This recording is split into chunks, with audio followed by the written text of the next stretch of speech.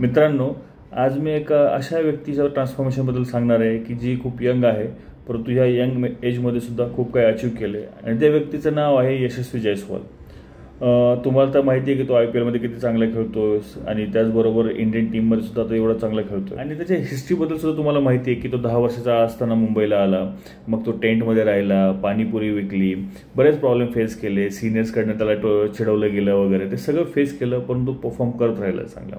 आणि याचा त्याला फायदा हा झाला की आधी त्याला लोकल कोचेसनी बघितलं परफॉर्म करताना, मग त्याला चान्स मिळायला लागला.